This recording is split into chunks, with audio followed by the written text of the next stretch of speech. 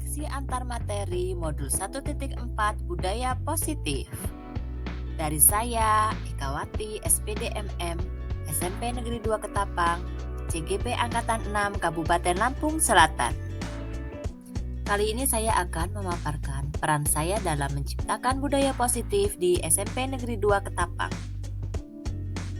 Saya memiliki peran sebagai pemimpin pembelajaran yang harus mampu menjalankan filosofis Among Ki Hajar Dewantara, yaitu Tut Wuri Handayani, Ingarso Sung Tulodo, serta Tut Wuri Handayani, melalui kolaborasi dengan seluruh pihak untuk mewujudkan pembelajaran yang berpihak pada murid, di mana murid merdeka yang memiliki kedisiplinan yang positif. Untuk mewujudkan disiplin positif, guru harus mampu menumbuhkan motivasi intrinsik murid dengan menerapkan pendekatan kontrol manajer. Untuk mewujudkan budaya positif, guru harus mampu membuat keyakinan kelas dalam menerapkan disiplin positif. Proses penerapan disiplin positif ini pasti akan menemui berbagai kasus. Untuk itu, guru dapat menggunakan pendekatan segitiga restitusi. Karena pendekatan ini adalah yang paling efektif dalam mewujudkan budaya positif di kelas maupun di sekolah. Menurut Ki Hajar Dewantara, untuk mencapai kemerdekaan atau dalam konteks pendidikan kita saat ini, untuk menciptakan murid yang merdeka, syarat utamanya adalah harus ada disiplin yang kuat. Disiplin yang dimaksud adalah disiplin diri yang memiliki motivasi internal.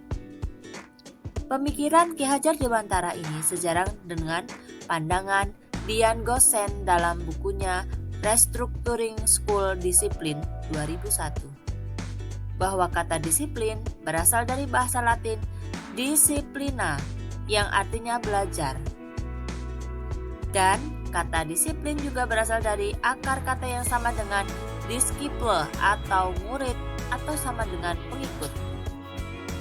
Disiplin memberikan pelajaran bagaimana cara kita mengontrol diri dan bagaimana menguasai diri untuk memilih tindakan yang mengacu pada nilai-nilai yang kita hargai agar tercapai tujuan mulia yang diinginkan.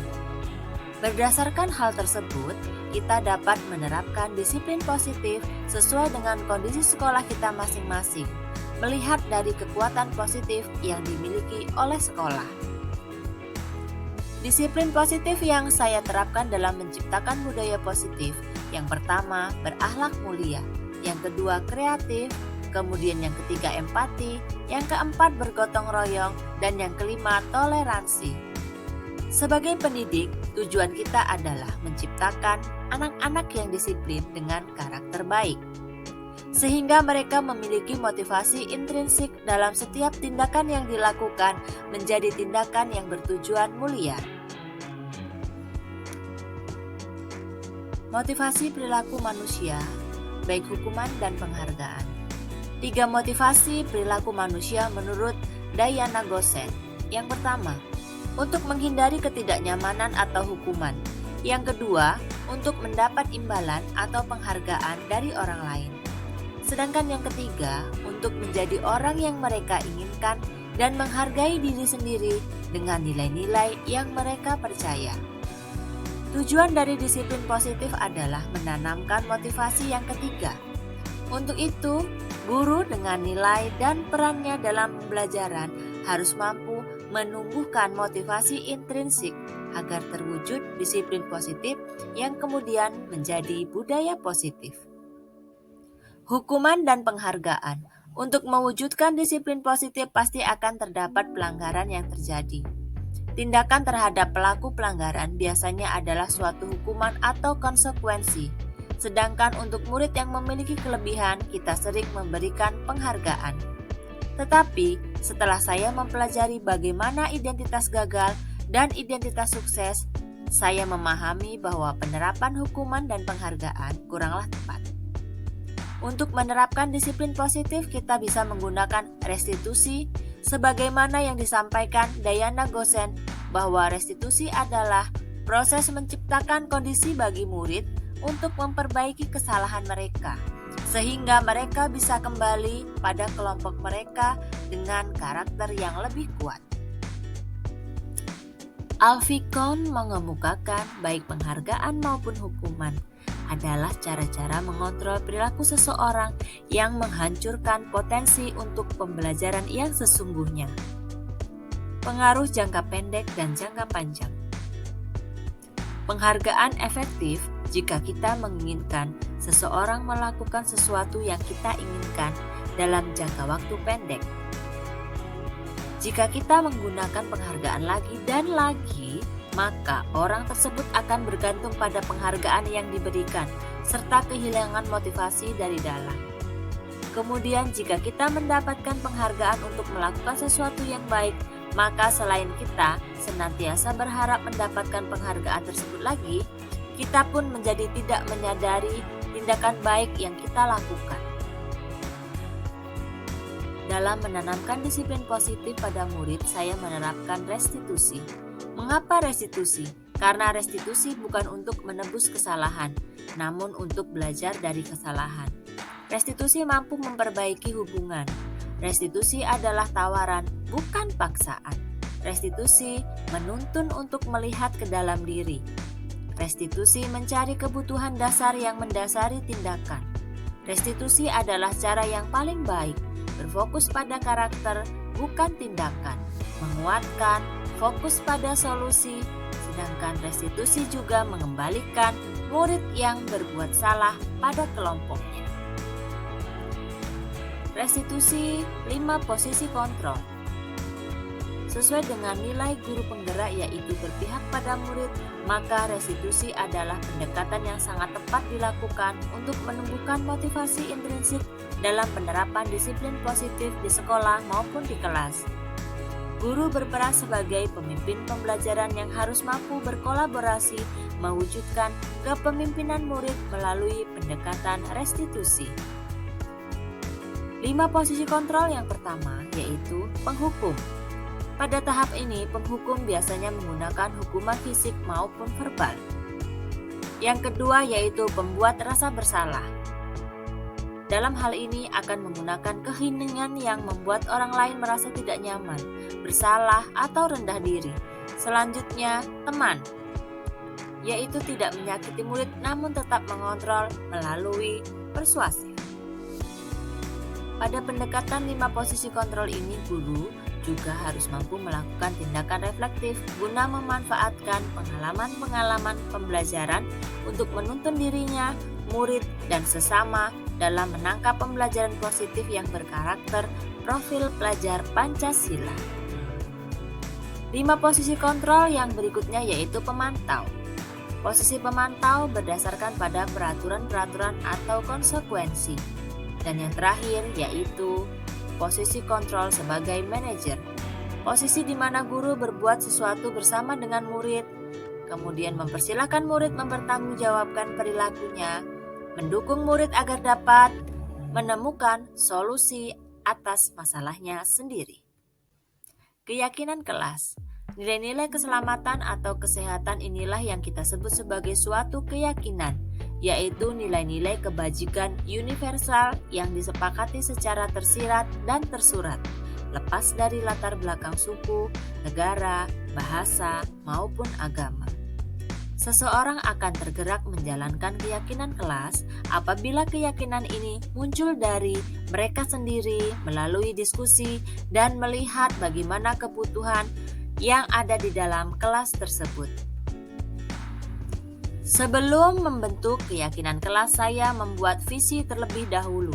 Dalam visi ini saya menggunakan nilai-nilai kebajikan sesuai dengan situasi dan kondisi, serta kebutuhan yang ada di sekolah saya.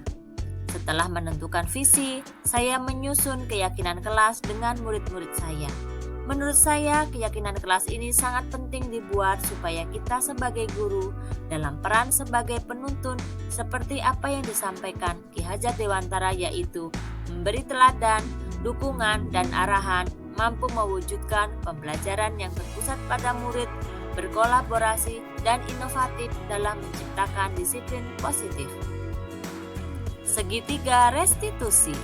Penerapan keyakinan kelas untuk menumbuhkan disiplin positif pasti akan mengalami berbagai permasalahan yang variatif.